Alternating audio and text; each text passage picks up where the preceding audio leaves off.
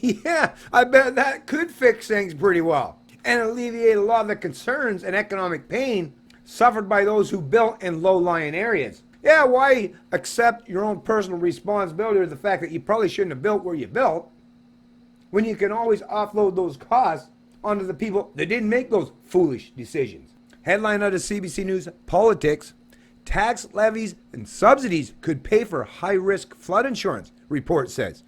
A mix of government subsidies and levies could create high-risk flood insurance option, IBC says. You know what IBC stands for? Yeah, the Insurance Bureau of Canada. Do you think they might have a particular bias or may benefit in some way from propping this kind of stuff up? Or attempting to get government to force the taxpayer and the working poor to subsidize the wealthy who want to live on oceanfront or waterfront properties? Of course they do.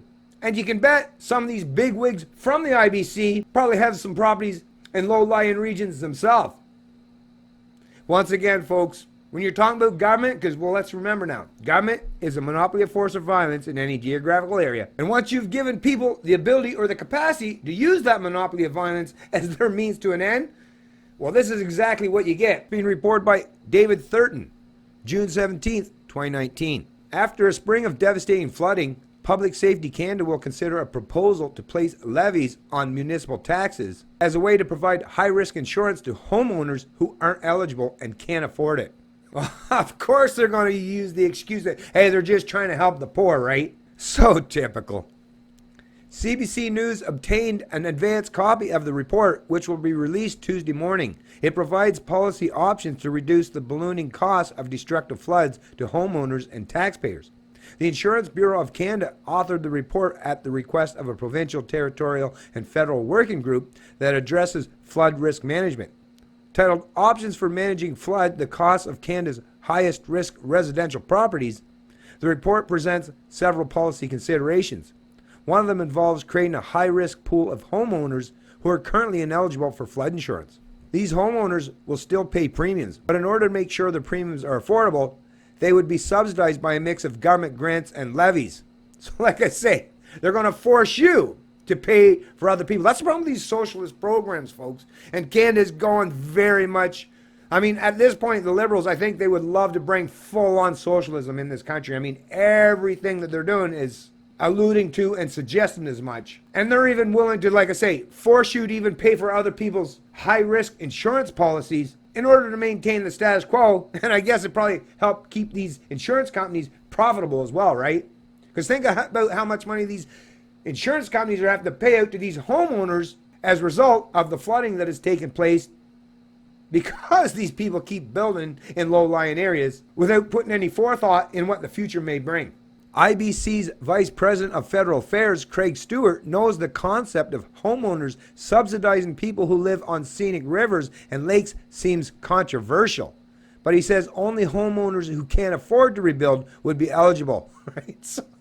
So if they can afford it, first of all, what are you talking about afford it? If they have insurance, what would they have to afford? All they had to do was pay for insurance, right? So what are you talking about?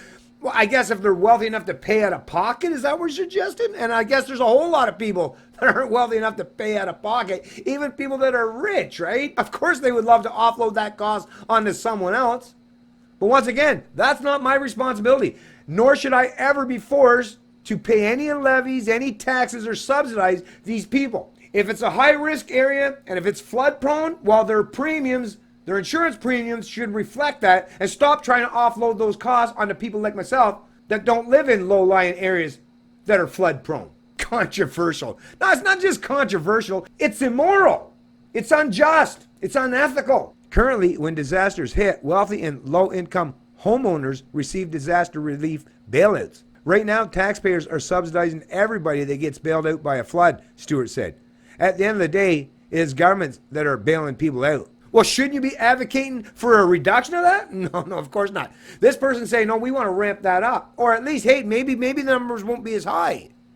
Like I say, they're trying to play the manipulation game, folks. But at the end of the day, once again, why should taxpayers be paying to subsidize people when the whole purpose of having an insurance industry is to make sure the people that live in these areas are paying a higher premium to reflect those potential risks or dangers? Stop trying to force other people to pay for the mistakes or the decisions of these people that are benefiting from living on these lakefront properties. They get the benefit, they also have to suffer the consequences.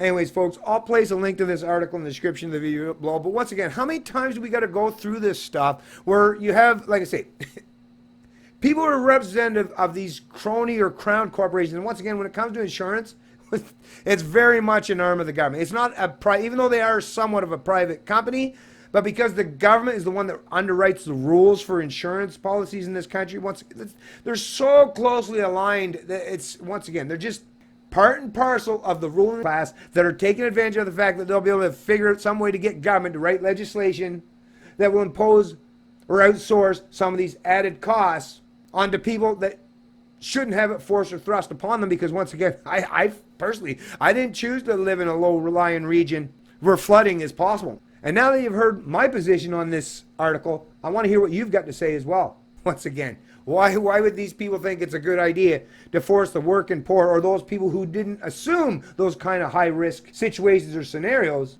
Why would you force us to subsidize those who did? The only answer that I can conjure up is, hey, at the end of the day, they don't care how many people are hurt or harmed along the way, as long as they can maintain the entitlements and the current structure that keeps the system humming along and bailing out people who have no right or authority to force me or anyone else to subsidize their scenic abode. It's Canadian Libertarian, and I love liberty.